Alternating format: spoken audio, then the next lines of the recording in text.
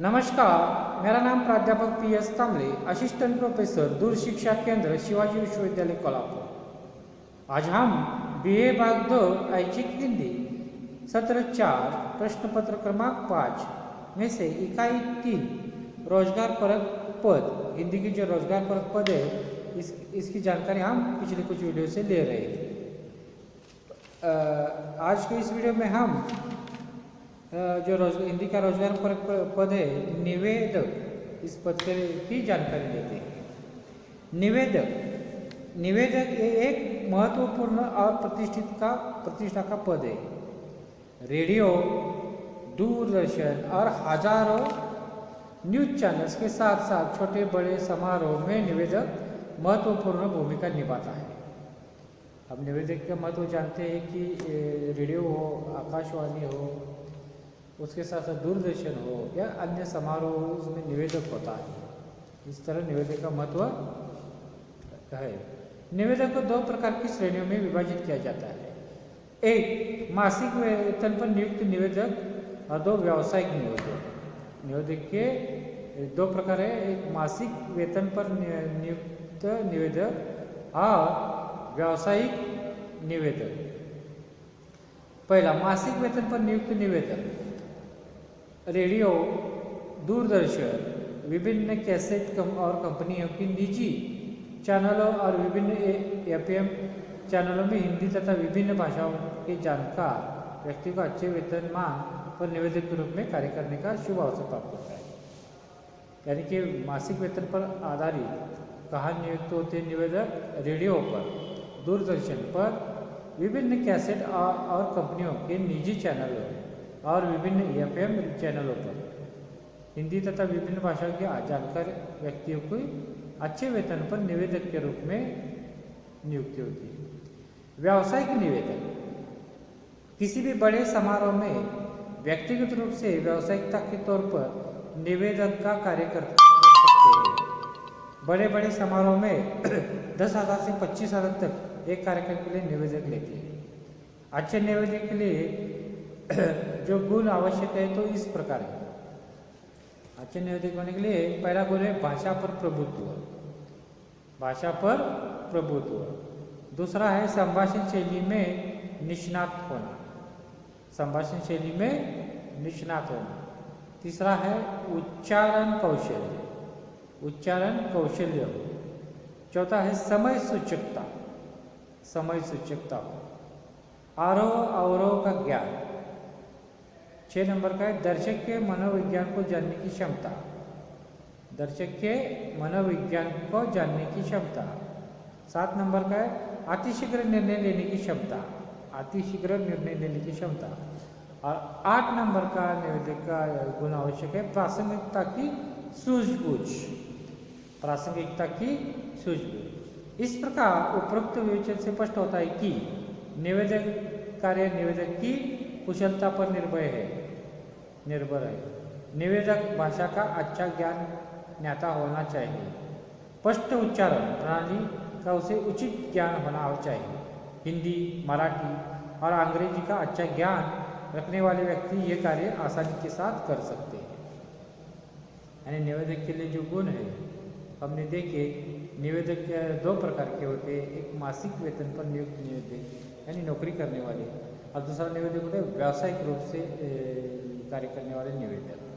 मासिक रूप से निवेदक के जो है नियुक्ति कहाँ होते हैं हमने देखे, रेडियो पर, दूरदर्शन पर, विभिन्न कैसेट और कंपनियों की निजी चैनलों पर और विभिन्न FM चैनलों पर हिंदी की भाषा की अच्छी जानकारी जो से प्राप्त है वह अच्छा निवेदक बन सकता है। व्यावसायिक तौर पर समारोह के लिए 10,000 से 25,000 तक निवेदक लेता है। इसके लिए क्या क्या आवश्यक गुण है हमने देखे। भाषा पर प्रभुत्व होना चाहिए, संभाषण शैली में निष्णात होना चाहिए, उच्चारण कौशल्य होना चाहिए, समय सूचकता होनी चाहिए, आरोह अवरोह का ज्ञान होना चाहिए, दर्शक के मनोविज्ञान को जानने की क्षमता होनी चाहिए, अतिशीघ्र निर्णय लेने की क्षमता होनी चाहिए, प्रासंगिकता की सूझबूझ होनी चाहिए। आप जो हिंदी का निवेदक के बाद जो पद है क्रीड़ा समालोचक रोजगार पर, इसकी हम जानकारी। क्रीड़ा समालोचक खेल का सामाजिक महत्व हर एक जानते हैं। क्रीड़ा शब्द खेल का ही समानार्थी शब्द है। क्रीड़ा शब्द खेल का ही समानार्थी शब्द है। खेल जब शुरू रहता है तब जो विशेष व्यक्ति खेल कैसा चल रहा है इस संबंध में टिप्पणी करता है। खेल जब शुरू रहता है तब जो विशेष व्यक्ति खेल कैसा चल रहा है इस संबंध में टिप्पणियां करता है उसे क्रीड़ा समालोचक कहा जाता है। खेल के बारे में जो टिप्पणियां करता है उसे क्रीड़ा समालोचक कहा जाता है। Cricket, football, hockey, baseball, pro kabaddi आदि तथा ऐसे खेलों को देखते देखते इसकी आलोचना देखना भी लोग पसंद करते हैं। ये जो खेल है cricket, football, hockey, baseball, pro kabaddi आदि तथा ऐसे खेलों को देखते देखते लोग उसकी आलोचना भी देखना पसंद करते हैं। ऐसे मौके पर समालोचक की सटीक टिप्पणियाँ हो तो वो खेल देखने में बहुत आनंद आता है। कमेंट्री करते समय समालोचक का मन एकाग्रचित होना चाहिए। उसकी यही एकाग्रता क्रीड़ा समालोचक की को प्रसिद्धि की कगार पर पहुंचा देती है। एक सफल क्रीड़ा समालोचक को इन बातों का ध्यान देना चाहिए। पहला, सहज रूप में से एकाग्र होने की क्षमता। सहज रूप से एकाग्र होने की क्षमता। 2 है आवाज स्पष्ट, उच्चारण शुद्धता, सुनने में मधुर। आवाज स्पष्ट, उच्चारण शुद्धता, सुनने में मधुर। तीसरा, समालोचना निष्पक्ष होकर सटीक करनी चाहिए। समालोचना निष्पक्ष होकर सटीक करनी चाहिए। चौथा आवश्यक बात है समालोचक कल्पनाशील और विवेक बुद्धि से परिपूर्ण होना चाहिए। समालोचक कल्पनाशील और विवेक बुद्धि से परिपूर्ण होना चाहिए। और 5 नंबर का जो आवश्यक बात है क्रीड़ा समालोचक की भाषा जनभाषा हो, इसमें सहज स्वाभाविक रूप से अभिव्यक्ति की गई हो। क्रीड़ा समालोचक की भाषा जनभाषा हो जिसमें सहज स्वाभाविक रूप से अभिव्यक्ति की गई हो। क्रीड़ा समालोचक पद की प्राप्ति के अनेकों को अवसर भाषा के ज्ञानी व्यक्ति को रहते हैं। जो भाषा के ज्ञानी व्यक्ति है उन्हें क्रीड़ा समालोचक बनने के अवसर रहते हैं। जैसे दूरदर्शन, निजी खेल चैनल्स, निजी खेल संस्थाएं आदि इन क्षेत्रों में क्रीड़ा समालोचक को अर्थ प्राप्ति के विशेष अवसर रहते हैं। कहाँ का? निजी खेल चैनल्स, निजी खेल संस्थाएं आदि। क्रीड़ा समालोचक का पद और निवेदन में साधारण में दिखाई देता है। क्रीड़ा समालोचक का पद और निवेदन में साधारण में रहता है। अंतर सिर्फ इतना होता है कि क्रीड़ा समालोचक को क्रीड़ा के क्षेत्र की अत्यंत जानकारी जैसी ही हर प्रकार के खेल का संपूर्ण इतिहास, खेल पटु व्यक्ति विशेष का इतिहास, खेल प्रतिभा का इतिहास, इन संपूर्ण स्थितियों से क्रीड़ा भूमिका महत्वपूर्ण आदि जानकारी होनी आवश्यक है। इसके अनुसार क्रीड़ा समालोचक कमेंट्री करता रहता है। इसी के आधार पर उसे अच्छी आमदनी प्राप्त होती है। आगे का पद है जो रोजगार पर पद है गीतकार। वर्तमान युग मनोरंजन का युग है, हम सभी जानते हैं। मनोरंजन के विविध माध्यमों में एक है गीत।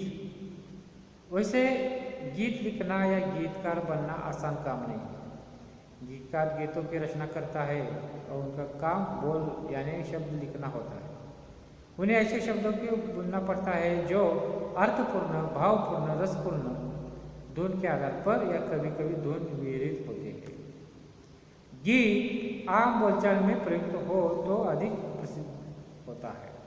हिंदी फिल्मों में आज तक कई ऐसे गीतकार हो चुके हैं जिनका नाम अमर हो गया है। जावेद अख्तर, मजरू सुल्तानपुरी, साहिल लुधियानवी, शकील, प्रसूत जोशी, राहत इंदौरी, जगदीप साहनी, आनंद बख्शी, गुलजार, इब्राहिम अशक आदि कुछ ऐसे नाम हैं जिसके प्रसिद्ध हिंदी गीतों को की वजह से पूरे विश्व भर में उनके नाम हैं। गीतकार बनकर हिंदी का अध्ययन करने वाला व्यक्ति लाखों रुपए कमा सकता है। गीतकार बनकर हिंदी का अध्ययन करने वाला व्यक्ति लाखों रुपए कमा सकता है। सामान्य बात यह है कि अच्छा गीतकार बनने के लिए गीतकार को स्वर, संगीत, शब्द प्रयोग, अलंकार, रस, छंद तथा अंतरा आदि का ज्ञान होना आवश्यक है। ऐसे कई गीतकार जिन्हें हिंदी का अच्छा ज्ञान था वे आज प्रसिद्ध हुए। गीतकार के रूप में सफल होने के लिए शब्दबोध, संवेदनशीलता, प्रतिभा, गहरी समझ तथा सृजनशीलता की आवश्यकता है। आज गीतकार के रूप में सफल होने के लिए क्या क्या होना मतलब देखो, शब्दबोध, संवेदनशीलता, प्रतिभा, गहरी समझ, सृजनशीलता की आवश्यकता है। अर्थात जो भाषा का अच्छा जानकार होगा वही अच्छा गीतकार बन सकता है। हिंदी भाषा का अध्ययन करने वाले छात्रों को ये पद आसानी के साथ मिल सकता है। गीतकार बनने के लिए कोई अलग सी पात्रता नहीं है, अभी तो हिंदी का अच्छा जानकार अच्छा गीतकार बन सकता है और ये पद हिंदी की पढ़ाई करने वाले छात्रों के लिए खुला है। इस प्रकार हमने पिछले कुछ वीडियो से इकाई 3 भाग जो ऐच्छिक हिंदी की इकाई 3 में से जो रोजगार पर पद है इसकी जानकारी है। इनके पहला पद है हिंदी अनुवादक, दूसरा है राजभाषा अधिकारी, तीसरा है अनुसंधान अधिकारी, चौथा है निवेदक, पांचवा है क्रीड़ा समालोचक, 6 नंबर का है गीतकार।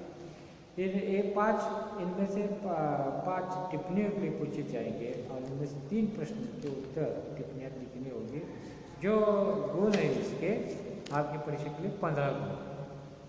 ये प्रश्न 3 टिप्पणियों के लिए इस इकाई पर पूछा जाएगा। इनमें से जो 6 हमने जो हिंदी के रोजगार पद है उसमें से 5 पद पूछे जाएंगे, आपको 3 लिखने हर एक पर 5 गुण के लिए, यानी कि कुल मिलाकर 15 अंक इसके। तो इसके साथ धन्यवाद दोस्तों।